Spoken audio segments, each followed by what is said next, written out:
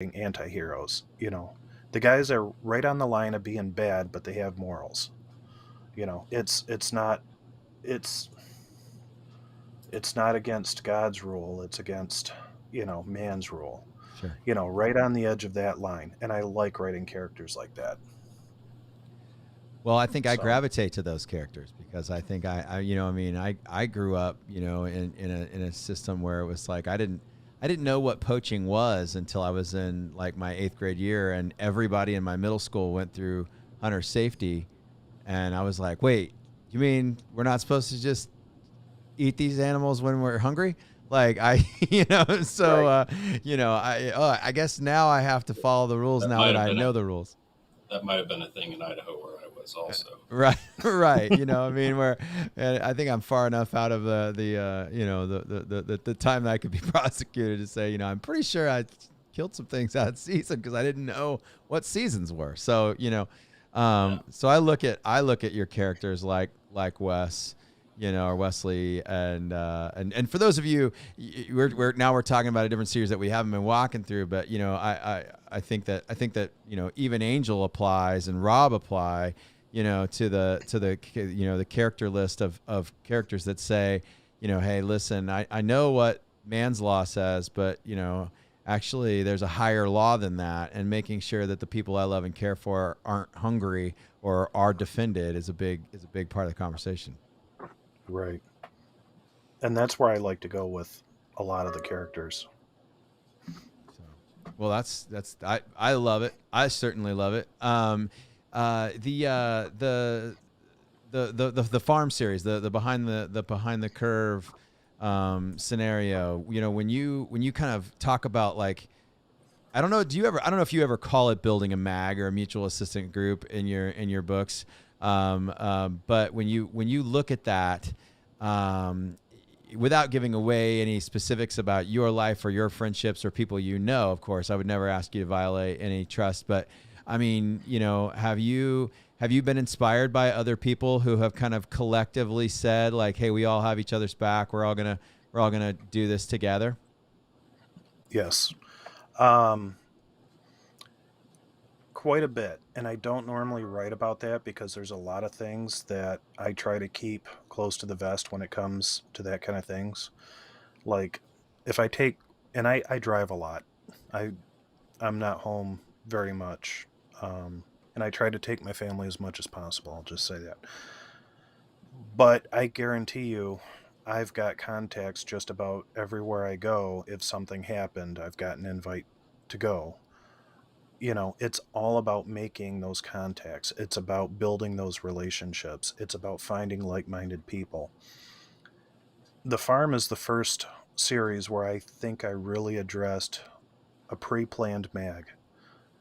And I'd been wanting to do it for a while, but I've always kind of written more towards the people that kind of fell into prepping on accident or weren't prepared but overcame challenges to survive, even though a lot of them are about prepping. Um, I can't begin to, I don't know, I think it's really important to have a pre plan in place and having like minded individuals. Yeah. No, So, you're absolutely sorry, correct. I It's think I smart. just pulled a stitch out, but Oh no, are you Oh, okay? yeah, Oh all gosh. right. yeah, just for a Strong whiskey. second there, it kind of caught on my tooth. But Oof. I think it's a really important thing for people to look at.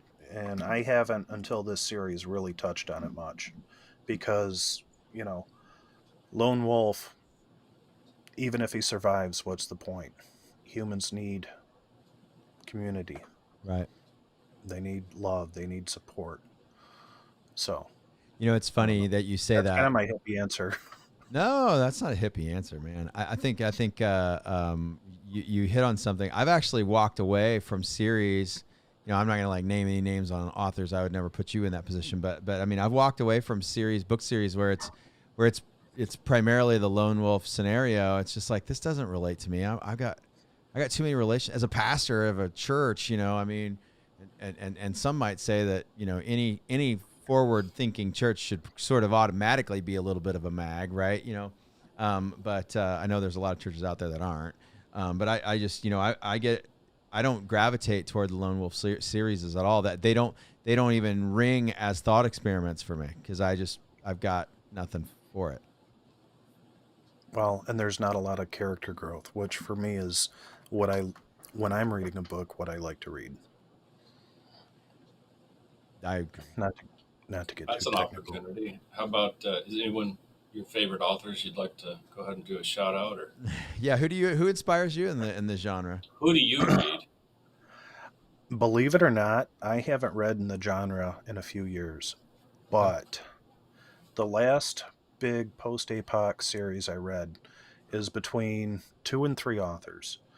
Um, no, I take it back. I read one this year, Franklin Horton's. He's got his Mad Mix series is amazing. In his first series in book 2, I'm one of the bad guys, so I definitely had to read that one. We became friends very soon after he wrote his first book. I just, he was a new author. It was his first book, and I'm like, emailed him. I'm like, oh my gosh, dude, I love this. This is great. Keep doing what you're doing. And, we built a rapport, messaged, emailed back and forth, and then eventually we ended up at conferences together. Um, so Franklin Horton, William Johnstone, the Ashes series. That's more dystopian than post-apoc, depending on when you jump into it. But the first 7 or 8 books with Ben Raines is pretty funny. Okay. And then Chad Rudolph and Kyla Stone. Yeah, Lisa Akers. Sorry, I'm getting my mind working again. It's jump starting. Okay, There's more than the 3 I said, but That's okay. sure. you know what I mean. We were going to ask you if you were a Rudolph fan because I think he's going to be the next series that we go through. Yep. The What's Happened to My World series I think is our next book series. So yeah, Mhm. we're fans of him. I'm actually excited because I've never read any Horton or Johnstone, so I just put them on my list. I'm gonna check them out. So spoiler alert button time. Okay. Johnstone didn't finish the last book in his own series, Okay. and it took a weird direction, in my opinion. Okay. But the first 7 or 8 are probably the best. Okay. Um, but yeah, It's all right. I watched Lost, even though they ended it terribly. So, like, I mean, it was still a yeah. really great show for the first couple seasons. Well, the nice thing with Johnstone is there's like 33 books, so when I start my binge on him, it normally lasts for, a good month or so. Okay.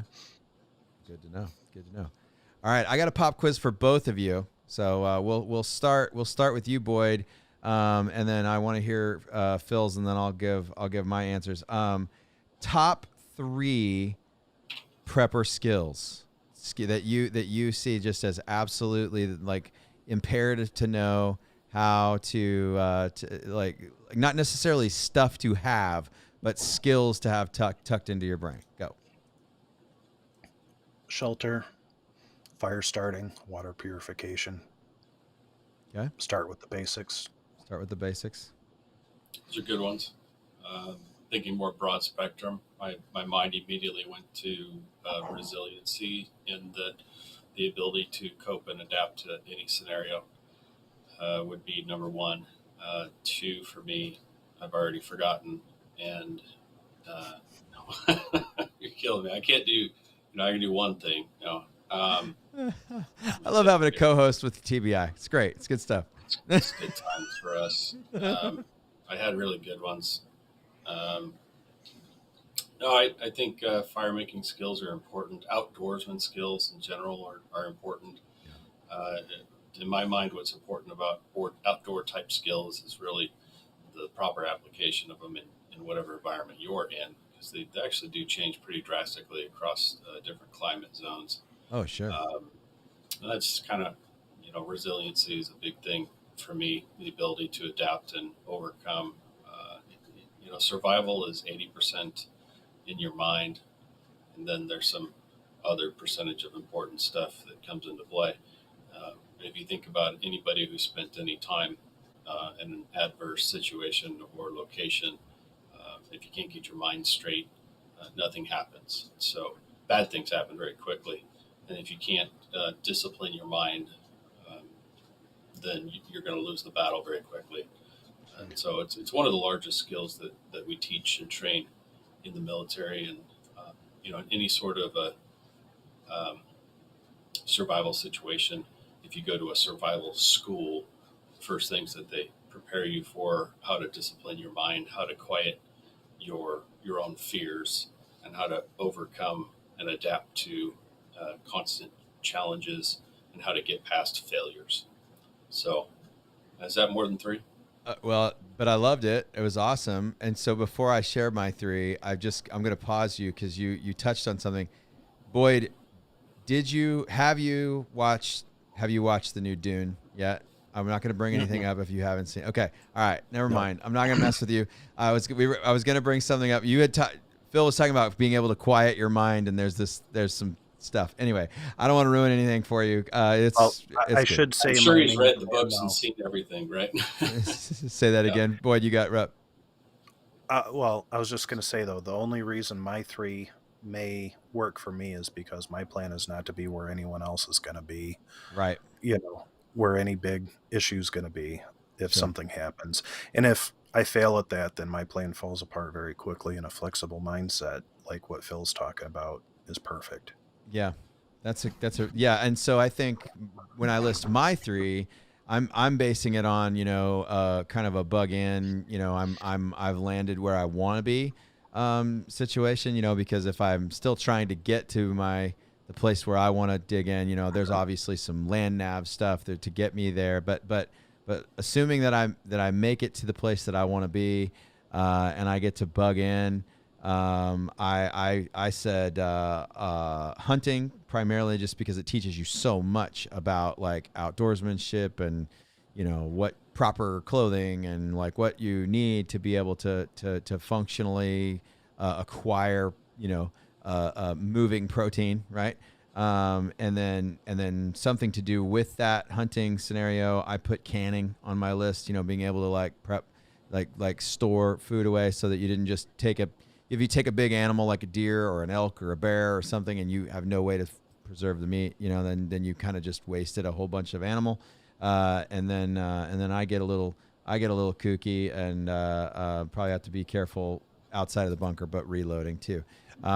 So that's another. But again, like Phil said, everything's based on like kind of what's your scenario. If an SHTF situation pops off while I'm fishing in Portland, those skills are, not reloading skills at that point aren't helpful to me if I can't get to where I want to be. So I think you going back to the basics is important for us to remember. So if you are out there and you don't know how to build a shelter, build a fire, purify water, you should probably get those skills. Those are important.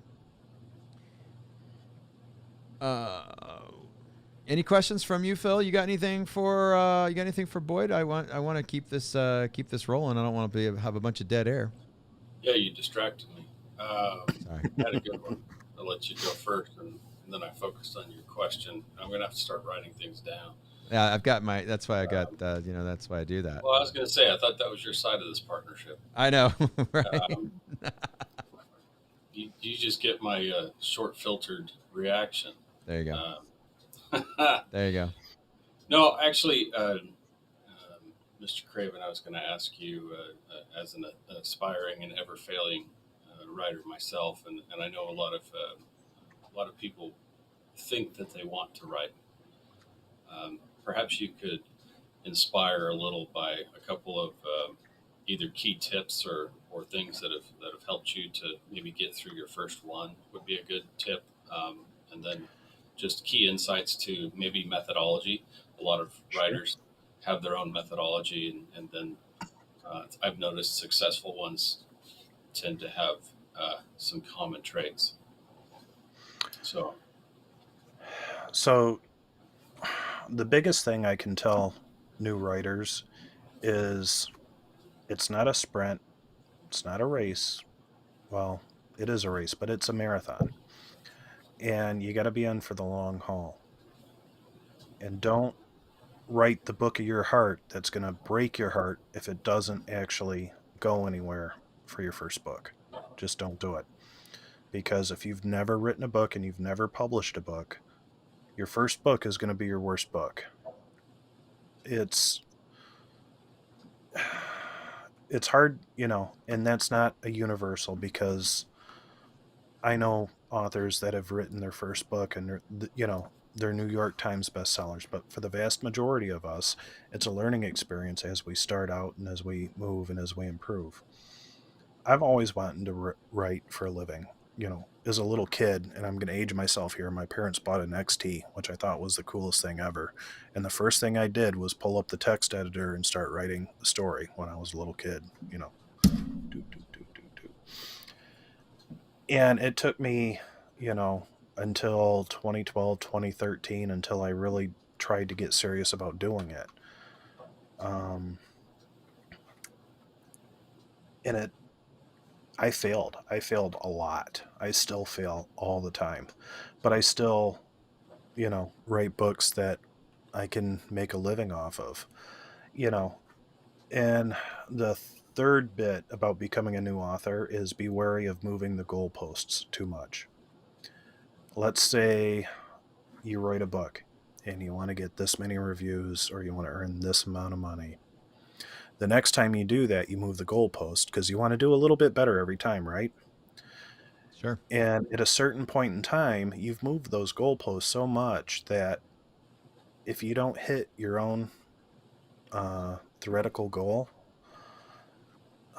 it bugs you. It really eats at you. It hurts your self-esteem. It hurts, your confidence on doing things. And, I know I was guilty of that. You celebrate every time someone reads your book. I mean, that's the way I've had to revert my thinking. Like, I don't, I didn't want to like be rich writing a book. You know what I mean? For most people and most full-time authors, it's a very median middle class income. Yes, there's, I definitely know, big time seven figure authors. And I know people that are just like me grinding in the trenches, still driving, 10-year-old minivans and Aveos that are 14 years old. You know what I mean? And, it's just be realistic with your expectations, I guess, because there's a million and one actors out there, but how many actors out there are actually big name actors that have name recognition? You know what I mean? It's kind of the same thing with authors. Yeah. I think there's something like, and this might be an old figure, but like maybe 1.5 million new books a year put out every year, especially now with self-publishing. And it's hard to even get noticed nowadays, and it gets harder and harder. So be realistic in your expectations. Don't give up, because the only way to fail is to give up. And just, I mean, keep on swimming. Sorry, Disney's going to kill me for that, aren't they? No, that's We awesome. got your back. Um, well, yeah, I hear you say a couple of uh, common themes that I've heard other authors say as well. And you're the only one, well, you get to be our first author on this show. So you're in a special and important place forever. But I heard you say a couple of things that I've heard others say. And the key themes being endurance is an important trait. Um, Yep. the drive has to come from somewhere within. It can't be necessarily external. It needs to be some sort of a self-fulfilling. There has to be some fulfillment that comes from the accomplishment of the goal yourself, right? It can't be something other people want you to do necessarily. Um, if that makes any sense, the way I'm describing that. And in that successful authors that are able to do this more than once and continue and succeed in it as a profession, uh, they're they're able to self motivate to a point of completion. And I Yes. think universally applicable is your comment about not moving goalposts to unrealistic points, and I think that's a thing that can really apply to a lot of things in life.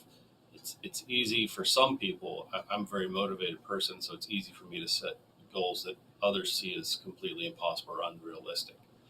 Um, but if I'm honest with myself, my real goal was halfway there, right? And so if anything past that mark to me is a win. And so setting realistic goals and achievable, uh, you know, uh, what's the right term here, Kirk?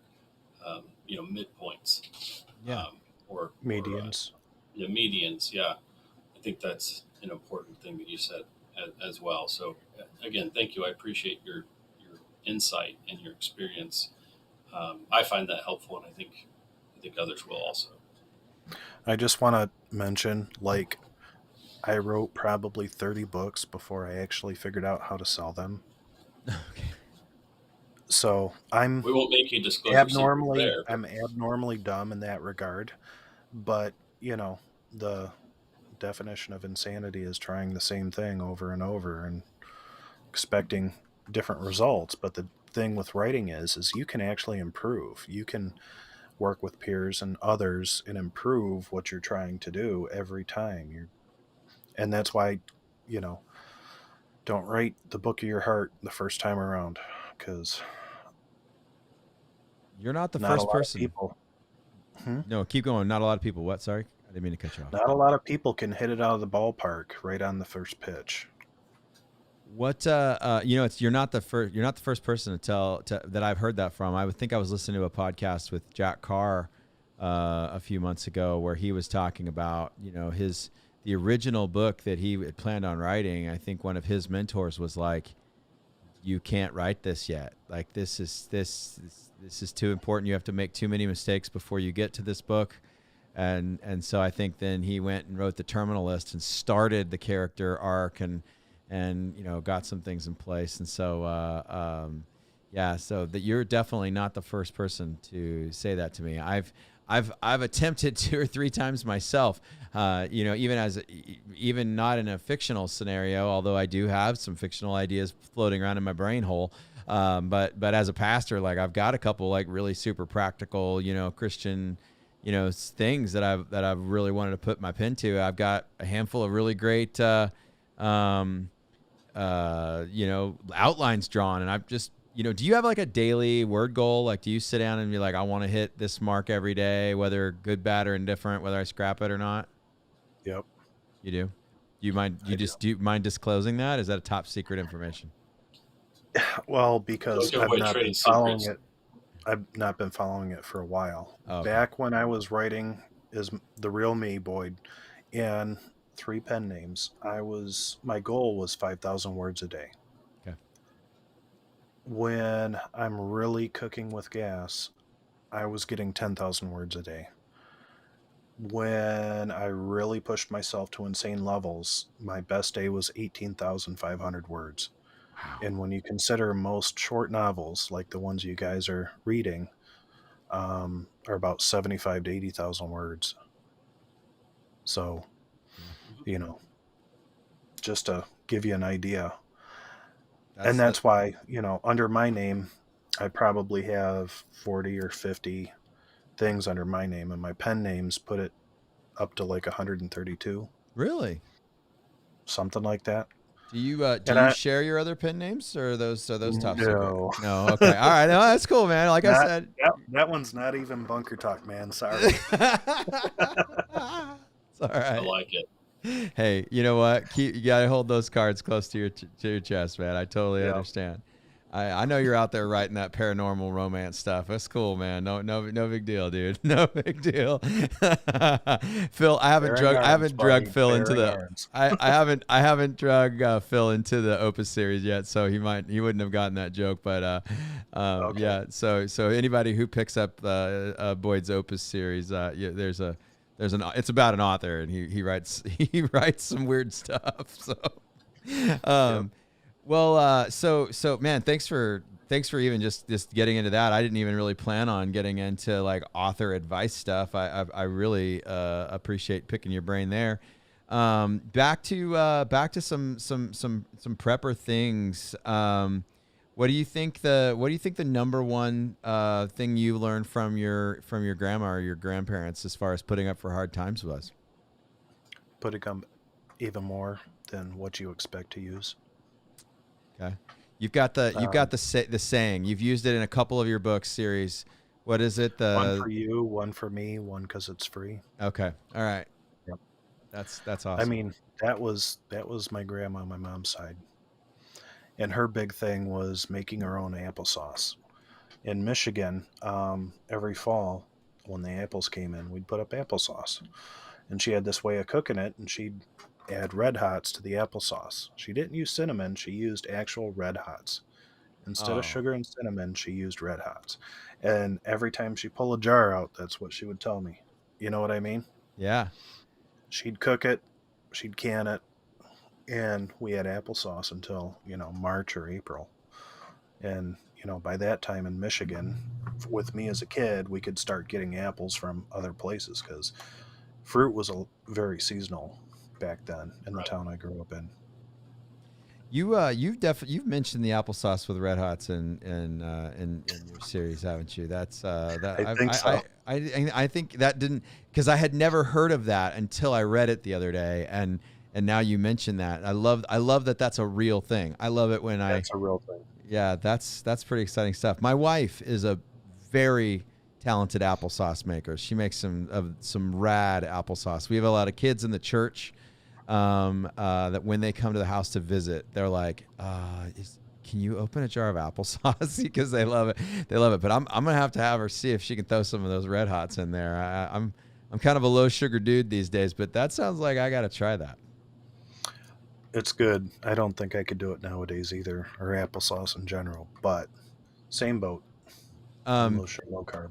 you have a scene in and I really apologize because now that I'm 3 series deep into your worlds, or I guess your world, now that we know they sort of all touch each other, I guess you've created a little bit of a should we call it a BCU? It's not the MCU. It's it's the boy or the not a C. They haven't been made movies yet, so they're not a cinematic universe yet. But you get where I'm going with that.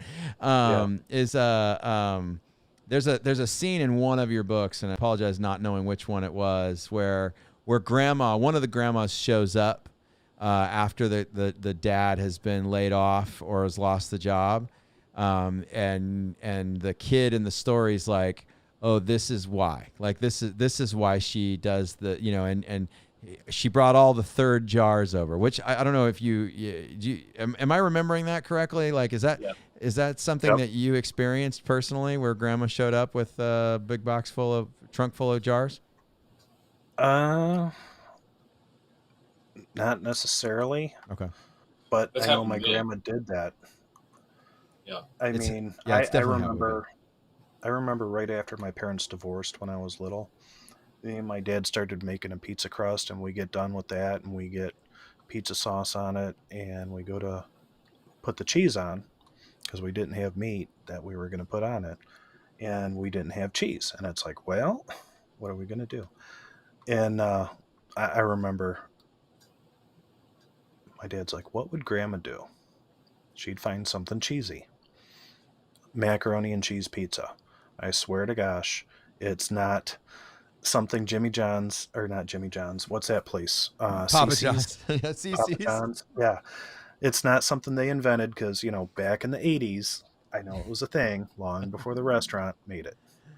That's awesome. Um, you know what I mean? Yeah. And there's been a lot of times, and it's not necessarily grandma coming in to save the day, although she did, but not necessarily with us. Um, but how would grandma deal with this? Like, what would grandma do? Yeah. To kind of steal a phrase a little bit. And, and with me and my dad and my grandpa and my great grandparents, there was a lot of sharing that went back and forth. And it didn't all come at once. Some of it was just by being there and working with them and learning by osmosis, and some of it was, oh my gosh, my well pump is blowing water out of this thing that looks like, this weird valve, and what the heck. And nope, this is what it is, not a big deal. Temporarily throw a sheet metal screw in the weep hole, and we'll replace that when we get the part in. You know what I mean? There's a lot of knowledge that's shared between generations like that. And although grandma didn't always show up, with an extra box, she would sometimes bust them out at family gatherings. Okay. Okay. Then you got to see people be blessed by her preparations as far as that goes. That's Well, there Mhm. was some distilling happening in that series too, right? Yeah. Yeah. Show. it's like Yeah. I can't talk That about was that. there. So I thought it It's a would be kind of useful funny skill. to make a moonshiner is the main hero. Someone that's actually studied chemistry and, has that in his background. That's my favorite And part about that. Yeah. you know what I mean? And I tried to make it pretty realistic. I may have glossed over some points because I don't always want to give someone a how to on things that might be illegal where they're Sure. reading it at. Sure. But you do a good job of including some how tos. You really do a phenomenal job of like building into your series. Maybe not how to distill, like corn mash into alcohol, but I mean, like, I think even in Behind the Curve, I think you do a good job of a rudimentary design for, hydroponics or aquaponics, depending on how you look at it, and or other scenarios, how to design a house that has a cold room or in a hidden basement, kind of thing. I think you do a pretty good job of including some how-to stuff. Appreciate it. I know I get dinged a lot for show not tell, but writing that kind of stuff, there's only so many ways you can write it without designating that it's not something you're trying to make a point of. You know what I mean? Right. Yeah. No, I Spend bet too much time that's got on to the be true. descriptors. Sure. I mean, but we've all read those books where, so and so takes 47 pages to describe a hat.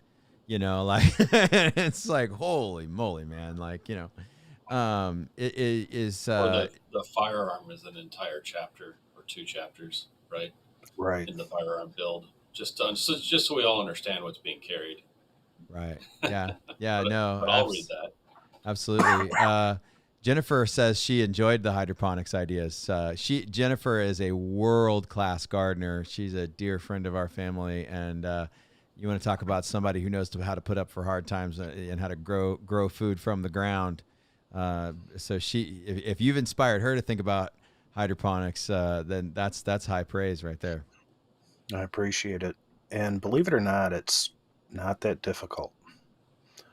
I know a lot of people think it's complicated and it has to be like all this scientific equipment, and it doesn't have to be.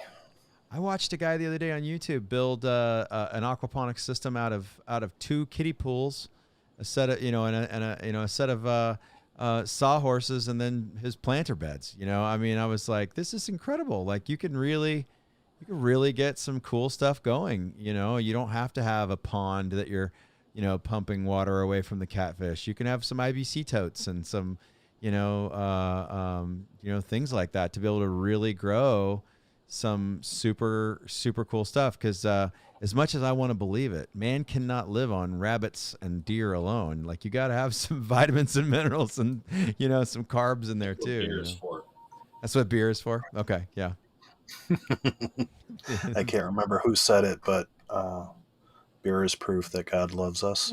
I can't remember. I can't attribute that quote, but I remember where I heard it the first time. I don't know if it came from. I think it actually came from either Saint Francis or Martin Luther. But I remember the first time I heard it. Friar Tuck in Kevin Costner's Robin Hood, which is Uh, probably the okay. worst of all the Robin Hoods, right? Because Kevin Costner can only manage a British accent for about 9 seconds of that movie. But That's but true. but Friar Tuck I in that. read it. I read it in a book before Robin Hood, though. I'm Oh, trying to I'm think. It positive you was did. like it wasn't Beer and the Artisan. I'm mixing two books together, and it's one of my really old brewing books from the late '70s that I Okay. got. Okay. But I don't know. Well, Maybe they were inspired by the original Robin Hood. Maybe. I know that Martin Luther got paid in casks of beer and wine. That was part of his salary from the church. So and I when know did the that stop being a thing? I wish I got to renegotiate my scenario. That's it. Yeah, my compensation package needs to be adjusted now. You're like So dark or light ale or or lager. Yes. Huh? dark ale for me. Lately, I'm Just on Bavarian Pilsners lately, but it's Oh, okay. Oktoberfest season, so anything from Munich is of that style keeps me pretty happy these days. what about We're you, getting Boyd? ready to switch to the darker. I had to give up beer. Oh, okay, Bummer. I'm I'm not the only diabetic out there, I'm sure, but you're not most beers that I like is about 100 carbs per pa- bottle, past what you need For to have in a swallow. day. and I'm trying to stay under 50. So I mean, drinking half a beer Yeah, is you not a should lot do of that. fun, That's your that especially no. when that means I eat lettuce and celery the rest of the day. Oof, yeah. Well, hey, listen, I'm with you, brother. Like mine came in the form of gout. So, oh, Jennifer says I make the best beer. Thank you, Jennifer. You've never tasted Phil's beer though. I will say that. But I've also, it's been about 2 years of me not being able to have it because I came into gout really badly and Phil knows that I spent some real significant time in crazy pain. I'm hoping that now I'm dropping the lbs, which by the way, Phil, I came right against That's the 130 pounds 150. down this week. I was really 130. excited, man. I Congrats. was 2 pounds away from 130 pounds. I'm like, I'm gonna get it. Actually, if I would have weighed in today, I probably would have had it. So, but no, I also have had to kind of swear off of beer and soda, and certainly now that I've had the surgery, I've got another 3 to 6 months before I can have anything carbonated at all, which super sucks. But no, how do you how's the in your have you thought about writing a diabetic character into one of um your post-apocalyptic worlds? I've thought about it. Actually, I wrote a daughter of a character, Okay. um, and it's not good. Yeah. And I don't normally repeat it because if you don't get the diet down if you're a type 2, or if you don't have insulin if you're a type 1, Mm-hmm. it's it's pretty grim. I mean, Yeah. most of my long-term storage food is stuff I can't eat. Yeah. Sure. I used to. I used to, but I mean now my portion size, I have to go with almost a pure meat, egg and dairy diet in a post APOC scenario. Yeah. And I live in Michigan. How much is that? How much of that am I going to be able to do long term? Right. And long term, it's kind of a grim scenario for me to even think about. So I avoid the topic. I understand. Yeah. I got to tell you, the first time I ever even thought of it, I never even thought of that 1 second scenario was after. 1 second after. Just cut my guts out. I don't know if you've read that book or And that not. was in the 90s, wasn't it? Help me out. That was written in the 90s or late Yeah, 90s. No, Yeah. that was after 9/11. wasn't it? Was It was it? okay. Yeah. Yeah, cuz it was in response. It was Remember a.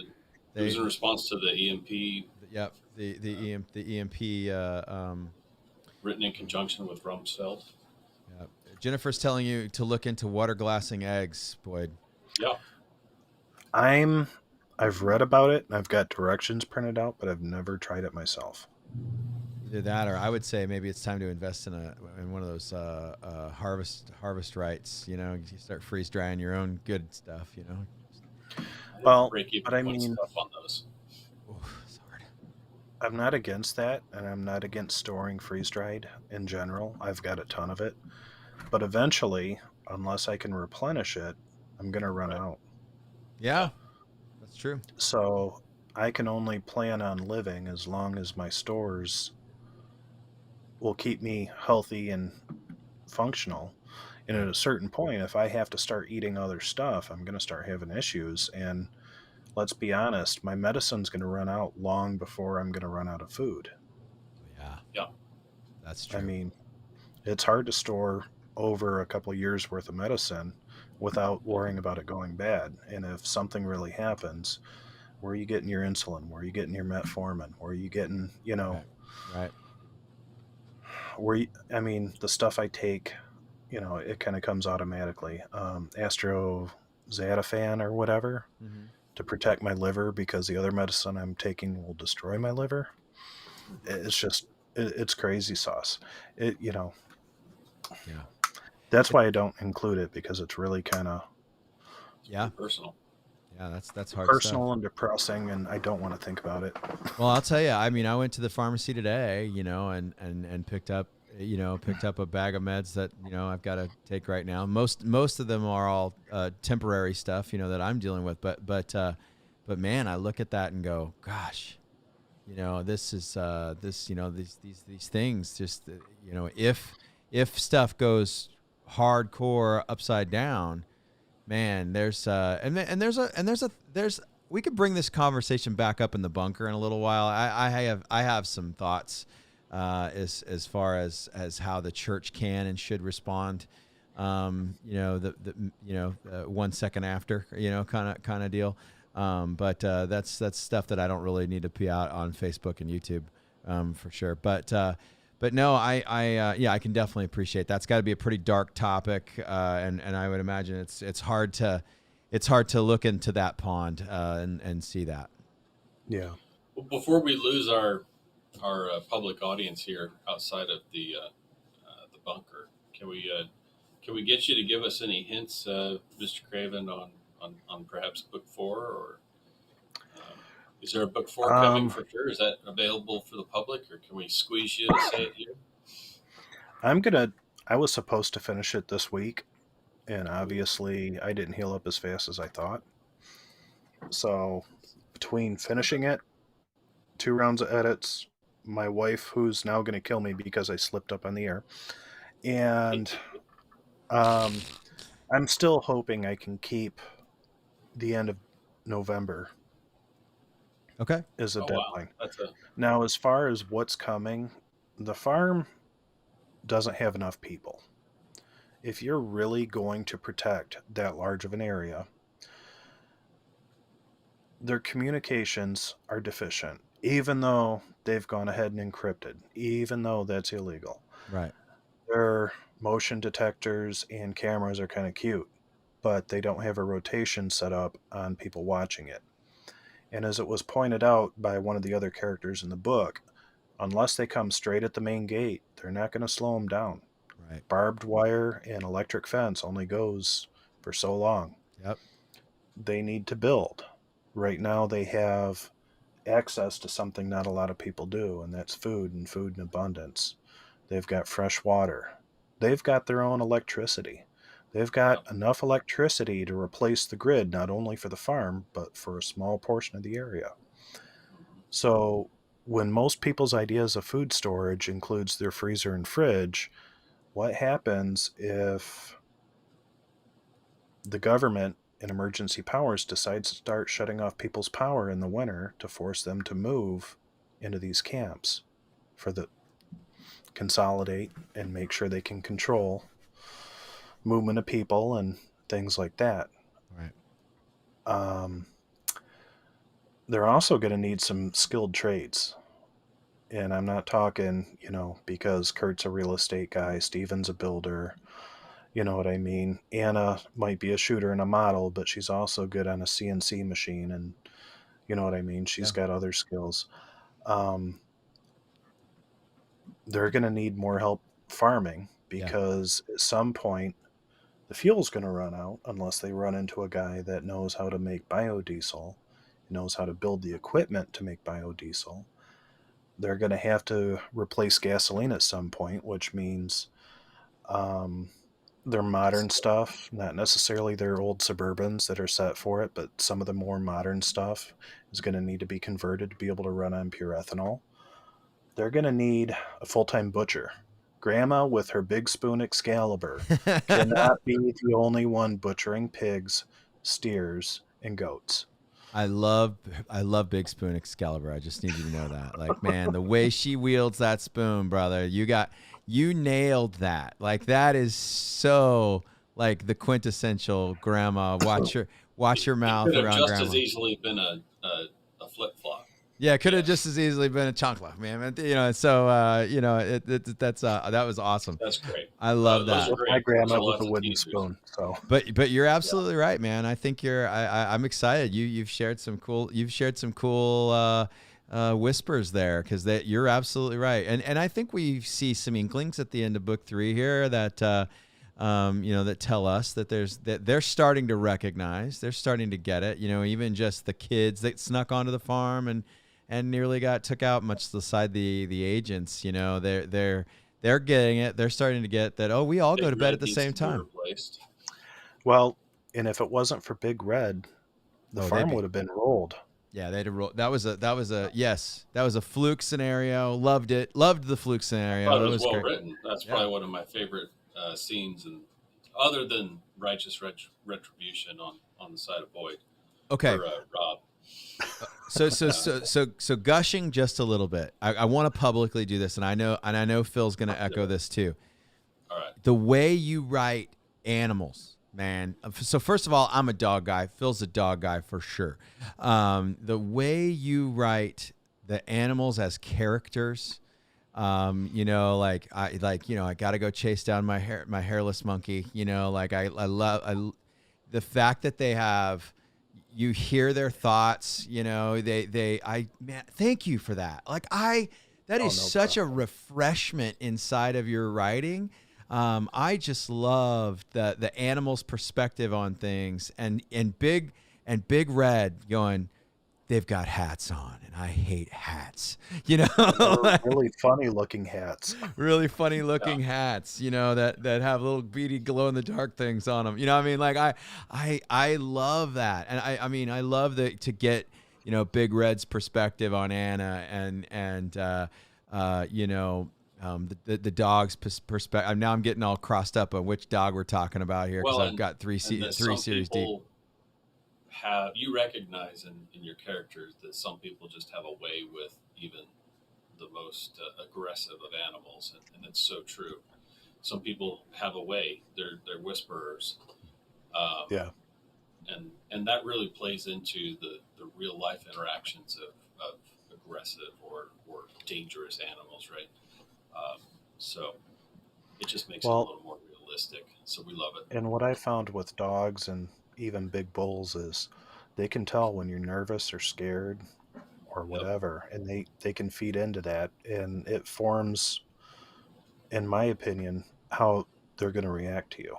Now, my dogs aren't necessarily as smart as Roscoe and Ranger and even Opus from a different series, but I can tell my dog, go find Monkey, which is the nickname Yep. of my 11-year-old. I'm not going to say his real name. Yeah, that's good. Um, but he will run through the house until he finds him, figure out where he's at, what door he's behind, stop, bark, scratch at the door until he's let in. We tell him to go get him. He'll chase him down. He'll grab him by the hand and gently pull him to us. Nice. I mean, I know not all dogs are like that, but I've worked with some really, really scarily intelligent dogs. And I've worked with some bulls that Big Red just makes, you know, he's a genius among bulls. He's most bulls I don't think are even as close as smart as I portrayed in that book. Yeah. Two cells. Yeah. Yeah. I think Well, I've worked a lot with Malinois, and most of them, with even just the slightest opportunity, can achieve those levels. And so Mhm. I've always had working dogs as our family dogs, and we've been involved in working dog rescue. And I just think that you've captured what we all know the thoughts are. So good job, well done. Yeah. I appreciate it. Now, does that primarily come from a place of just deep love? I mean, I've read the Opus series. I don't think in any I don't know if any of our other series have. So I kind of know the answer to the question. But I mean, does that come from a deep love of dogs yourself and animals? Yeah, it does. I So Beast was my inspiration for Opus. He wasn't even a purebred shepherd, which Opus was, but he was doing things that amazed people. I could take him, we'd have a family gathering, and he wasn't the nice dog. He was the dog that you put up when company came over until he calmed down. But when he was calmed down, I could take him out in the room with 10 or 15 people and say, "This is so and so, nice friends," and do this all around the circle. You know what I mean? And then I could say, Yes. "All right, go to Aunt so and so." 10 minutes later, go to Aunt so and so. He remembered. He would go to them and he'd sit down, he'd wait for his next command or retreat, and I just went, I don't understand his body language and his nonverbal as much as I should, and I set out to try to learn it. And it's been something now that, I've tried with many multiple dogs, and maybe I'm being a little, what do they call it, where you Right. humanize animals. Oh, um, I can't that's right. remember the term right now, but Anthropomorphizing. yes, okay. I did something So right. Wow, I you maybe did I'm, something great. right. maybe that's what I'm doing a little bit, but I think I've got the body language and the nonverbal down a little bit better once I realized he's paying attention to me much more than I'm paying attention to him. Yeah. Yeah, that's really cool. I absolutely love. I really honestly, I think that's what sparked me to connect with your writing. What's the name of the what's the name of the dog in the Blackout series, or the main dog? There's a few I know, but Raider. Raiders. Yeah.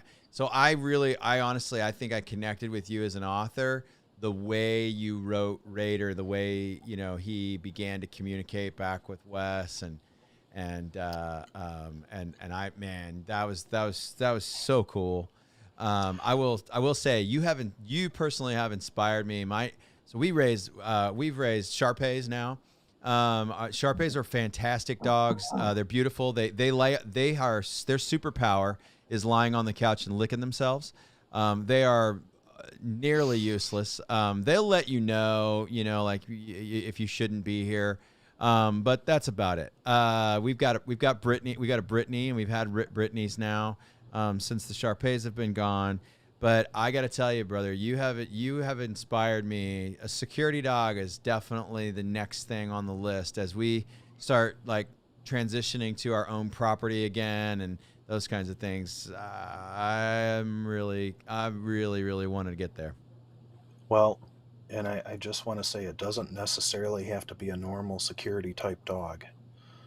Um, I might catch some flack from this from you guys, but we found out my sons were allergic to dogs in general. So my latest dog is a poodle. Granted, he's about 70 pounds, Standard poodle. Standard poodle. standard poodle, and he's on a little bit of the bigger side. Yeah. Um, No crap from me, man. I'm and a waterfowler, dude. I don't know. I don't I know was poodle going to say tomorrow. he's a great water dog. Yeah. My Yeah, mom raised They're water white retrievers, poodles. right? they are water retrievers. They're wonderful. Very intelligent. They're easy to So train. right, Much easier than and my Malinois. Once you broke the Malinois, as in he broke you, um, yeah, you can teach them anything. Once you've finally got through that, setting of alpha and establishing the language, then they can learn anything. That yeah, barrier, that very dramatic and violent barrier point, didn't ever happen with the poodles that I worked with. yeah. So, Because everyone pushes and pushes until they need to with your Malinois until oh man, yeah. there We comes had a I've their had coming that of with the age dog point, before. right? Yep, yep. I've had that issue before. And actually, one of the things I did with the dog we've got right now is I had my wife go through the training because he'd already bonded with me, and I Mm-hmm. needed him to understand and respect and listen to more than one person in the family, because if I'm not Right. there, I need my 3-year-old son to go, it'll, sorry, I can't get that on camera right here. Yeah. Yeah. You Oh, know yeah. what I mean? Right. Or Right. Yeah. Yeah. I Absolutely. need him to listen to the nonverbals. I need him to do that. And that is one And that, thing that poodles are great at is the nonverbals. You can, especially because they've got that hunting thing, you can just point them in a direction and tell them, to go. My Malinois did it quite well. As you said, go get monkey. He could hmm do that. I think yep. the furthest we ever had her hide uh, was in a 5-acre parcel, but of course outdoors is easy for them. Right.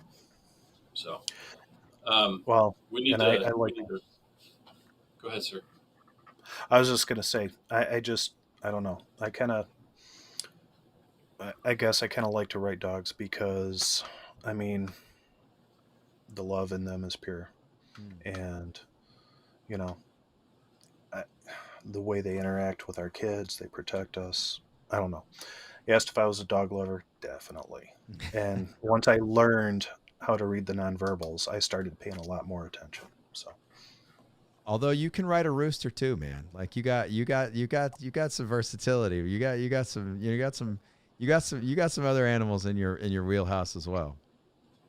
Yeah, that's good.